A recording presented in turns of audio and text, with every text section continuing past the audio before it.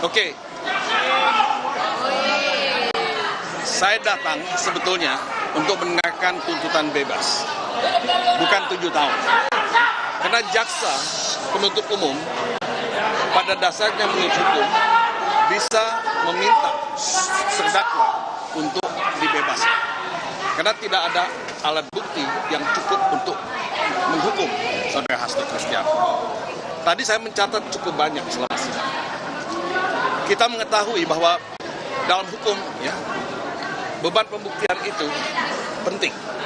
Siapa yang mendalilkan, dia yang mesti membuktikan. Nah, jaksa penuntut umum mesti membuktikan apa yang dia dalilkan. 2 hal. 1, obstruction of justice. Kedua, tindak pidana suap. Nah, kita mendengarkan dengan teliti dan seksama bahwa uraian mengenai obstruction of justice itu sama sekali, ya, tidak punya dasar yang kuat. Tidak ada bukti-bukti yang kuat. Sehingga ini seperti omon-omon gitu. Omon-omon yang dilakukan oleh jaksa penuntut umum tanpa mempertimbangkan bukti-bukti yang ada. Dan saya mendengar dari teman-teman kuasa hukum yang lain bahwa semua itu sudah dibantah dan semua itu juga seperti sebuah rekayasa. Nah, kemudian suap. Ini kan seperti menegakkan benang basah. Ini perkara tahun 2020. Perkara ini kan sudah selesai. Hasto sama sekali tidak terlibat sama sekali dalam suap ini. Nah, ini yang saya sebut menegakkan benang basah. Tidak ada bukti, ya, yang bisa dijadikan sebagai alasan untuk menghukum Hasto. Nah, tadi disebutkan beberapa angka, tapi biar Pak Magdir nanti Pak Febri yang akan menjelaskan hal itu. Tapi menurut saya tidak ada bukti apapun yang convincing yang bisa dijadikan sebagai alasan untuk menghukum saudara Hasto. Nah, buat saya pengadilan ini adalah miscarriage of justice. Peradilan sesat. Kenapa saya katakan peradilan sesat? Karena kalau Anda melihat persidangan yang ada, di mana di dunia ini penyidik itu bisa menjadi saksi? Di mana di dunia ini ada penyidik menjadi saksi? Menjadi ahli. Menurut saya ini tragedi hukum, tragedi keadilan di Indonesia. Tidak boleh ada penyidik menjadi saksi. Ini ada conflict of interest, benturan kepentingan. Nah, benturan kepentingan inilah yang tidak dipahami oleh kejaksaan, ya, oleh jaksa penuntut umum. Seharusnya mereka itu tidak boleh sama sekali ditampilkan, ya, kalau kita ingin bicara mengenai keadilan. Nah, tapi celakanya majelis hakim itu kan membolehkan. Ya. Nah, mudah-mudahan, ya, majelis hakim bisa mengkoreksi hal ini dalam putusannya. Karena saya tetap punya pengharapan bahwa pengadilan adalah tempat untuk mendapatkan keadilan. Angka 7 tahun itu angka yang sangat tinggi, ya.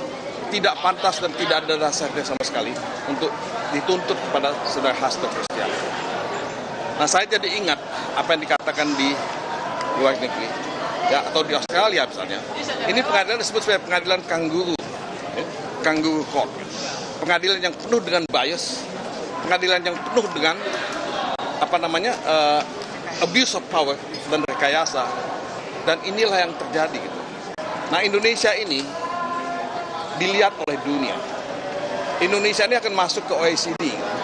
Indonesia tidak akan bisa masuk ke OECD kalau pengadilannya seperti ini. Kalau pengadilannya tidak dibenahi. Dan menurut saya ini adalah contoh kasus yang sangat mencederai nama baik, ya, reputasi hukum Indonesia. Nah, jadi saudara-saudara, nilai titik itu bisa merusak semuanya. Saya tidak punya catatan lain, mungkin nanti Pak Magdir, ya. Tapi saya hanya ingin menambah satu soal saja. Ada buku yang ditulis oleh Sebastian Pompe, ya, orang Belanda, yang judul bukunya itu The Collapse of Supreme Court, ya, runtuhnya Mahkamah Agung. Nah, ini adalah bagian dari runtuhnya Mahkamah Agung, ya, runtuhnya pengadilan di Indonesia. Jadi kita mengulangi secara ini. Dulu dikatakan itu runtuhnya Mahkamah Agung ketika zamannya Orde Baru. Tapi sekarang ini kita mulai kembali melihat fenomena yang sama. The collapse of Supreme Court, dan ini adalah salah satu contoh. Kalau pengadilan tidak tegas, pengadilan tidak tegas dalam membuat keputusan, menurut saya the collapse itu adalah soal waktu, bukan soal kapan. Ya, terima kasih. Baik, saya sedikit Pak. Silakan. Teman-teman, persidangan hari ini memperlihatkan bahwa tuntutan yang disampaikan oleh jaksa penuntut umum ini tidak berdasar, tidak logis, karena karena tidak sesuai dengan fakta-fakta persidangan. Kita ulang lagi ya, kita sampaikan. Bicara soal obstruction of justice. Sudah disampaikan oleh saksi kunci bernama Nur Hasan. 2 orang berbadan tegap yang memerintahkan untuk menenggelamkan AP. Jadi pertanyaan, 2 orang itu tidak pernah diperiksa. Kemudian tiba-tiba di BAP disampaikan bahwa itu adalah perintah Hasto Kristianto. Kita bicara soal obstruction of justice, bicara soal suap. Sumber uang suap itu sudah disampaikan di persidangan 2020 dan di fakta persidangan saksi kunci, wow, sumber uang suap tersebut adalah dari Harun Masiku, bukan Hasto Kristianto. Nah, ini kita sangat menyayangkan jaksa mengesampingkan fakta-fakta persidangan seperti ini. Jadi di sini sudah sangat terlihat jelas bahwa memang dari awal kami sampaikan ini Mas Hasto ditarget untuk disandra sebagai tahanan politik. Dan tujuannya apa? Sekali lagi kawan, ini mempertegas bahwa ini untuk mengganggu PD Perjuangan. Jadi ini kami ingin sampaikan kepada publik bahwa hal-hal seperti ini tidak bisa dibenarkan. Peradilan yang ditonton oleh jutaan mata melihat persidangan seperti ini, kemudian jaksa mengesampingkan fakta-fakta persidangan, tidak ada bukti, kemudian dituntut setinggi ini, menurut kami sangat tidak adil. Oleh sebab itu teman-teman, nanti kita akan ajukan pledoi. Kami masih berharap bahwa di pengadilan ini hakim akan memutus sesuai dengan hati nurani. Janganlah memutus karena berdasarkan asumsi atau rekayasa dari penyidik atau dari saksi-saksi yang disampaikan. Itu saja dari saya. Terima kasih. Ya, saya sedikit tambahin ya. Saya kira hal yang sangat perlu mendapat perhatian kita bahwa perkara ini bukan perkara kejahatan murni, ya. Tetapi ini adalah seperti berulang kali kami katakan, ini adalah perkara politik yang dikriminalkan, ya. Ini adalah kriminalisasi politik. Agar supaya ini bisa dituntut dengan tuntutan yang tinggi, diciptakanlah pasal apa yang disebut dengan obstruction of justice. Ya.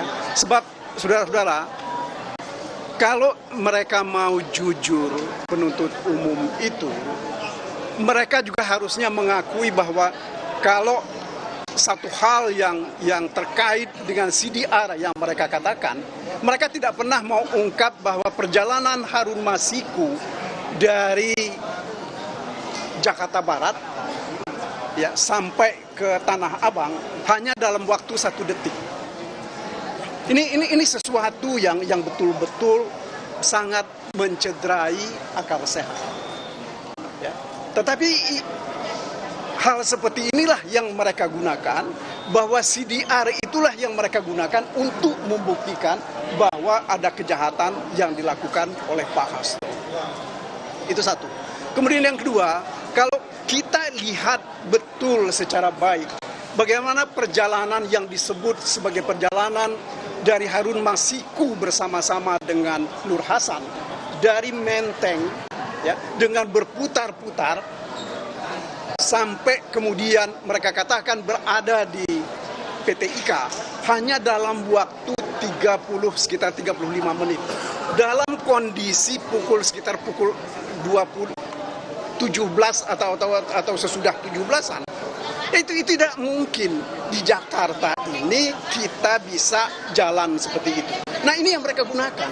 Makanya ini yang saya mau katakan bahwa seluruh bukti-bukti, terutama data-data elektronik yang mereka gunakan, ini adalah bentuk dari manipulasi yang secara sengaja digunakan untuk menghukum Pak Hasto. Ini terkait dengan obstruction of justice. Apalagi kalau kita lihat bukti itu adalah percakapan dari apa yang mereka katakan sebagai percakapan Harun Masiku dan Nur Hasan. Ya. Nur Hasan sudah membantah itu. Bantahan Nur Hasan ini mereka tidak percaya. Yang mereka percaya adalah asumsi dan imajinasi mereka. Yang di problem di situ sekarang, ya. Karena bagaimanapun juga pembuktian itu adalah berdasarkan keterangan saksi, bukan berdasarkan imajinasi atau asumsi. Ya. Secara jelas misalnya terkait dengan pertemuan di PT IKA, ya, penyelidik ketika itu tidak bertemu dengan siapapun. Mereka hanya mengatakan bahwa mereka ke PT IKA karena mengikuti jejak digital, ya, bahwa handphone itu ada di sana. Tetapi bagaimana kita bisa membuktikan bahwa memang betul ada di situ? Mereka kan nggak pernah tunjukkan buktinya. Apalagi seperti saya katakan tadi, begitu banyak kesalahan-kesalahan dari catatan CDR yang mereka tunjukkan sebagaimana diterangkan oleh ahli yang mereka hadirkan sendiri. Kemudian yang kedua mengenai keterangan Kusnadi. Ini saya kira bisa kita perdebatkan panjang. Tapi satu hal saya kira ya, yang penting adalah mengenai handphone yang disita dari Kusnadi. Kan tidak ada mengatakan percakapan bahwa yang dilarung itu adalah handphone, tetapi adalah pakaian. Nah, kalau orang-orang yang bersaksi ini tidak mereka mau percaya, ya, siapa yang mereka mau percaya selain diri mereka sendiri? Makanya karena mereka tidak percaya dengan orang, dihadirkanlah saksi, penyidik, dan penyelidik. Karena mereka nggak punya bukti. Ya. Jadi saya kira ini makanya kalau terkait dengan dakwaan atau pembuktian terhadap obstruction of justice, ini bagi kami ya, ini sesuatu yang sangat memalukan. Tidak sepatutnya mereka tuntut. Begitu juga terkait dengan dakwaan suap. Yang jadi pertanyaan kita sekarang ini, mengapa Doni Tri Istiqomah baru dijadikan tersangka dikaitkan dengan Hasto sekarang? Padahal 2019 ya, dia tanggal 8 Januari 2020 Doni Istiqomah itu sudah ditangkap bersama-sama dengan Saiful Bahri, bersama Tio, dan juga bersama dengan Wahyu Setiawan. Tetapi kemudian dia dilepas. Apa maksudnya ini? Ya, pasti ada sesuatu yang mereka kehendaki, ada sesuatu yang disembunyikan, ya, yaitu bagaimana caranya menjerat Mas Hasto. Nah, lebih lagi, saudara-saudara, kalau kita ikuti bagaimana proses Mas Hasto jadi tersangka. Mulai dari 13 Desember 2024, dia dihubungi orang meminta dia mundur dari jabatan sebagai sekjen. Kalau tidak mundur, dia akan dipidanakan. Itu yang pertama. Kemudian yang kedua, jangan memecat Jokowi. Ya. Kalau itu dua hal ini dilakukan oleh Hasto, maka dia akan dipidanakan. 3 hari kemudian, ya, 3 hari kemudian, tanggal 16, ketika Jokowi dipecat, pada hari yang sama, ya, dikeluarkan laporan hasil pengembangan perkara. Maka kemudian hari itu belum pimpinan KPK yang baru belum dilantik. 3 hari kemudian mereka dilantik, serah terima jabatan, dan 3 hari sesudah mereka dilantik dan serah terima jabatan, Hasto ditetapkan sebagai tersangka dengan 2 pasal sekaligus, yaitu obstruction of justice dan kemudian yang kedua adalah suap. Terus terang, kalau saya sih merasa bahwa ada sesuatu yang janggal di sini. Ya. Apakah ini bukan merupakan bentuk dari politik balas budi? Ya.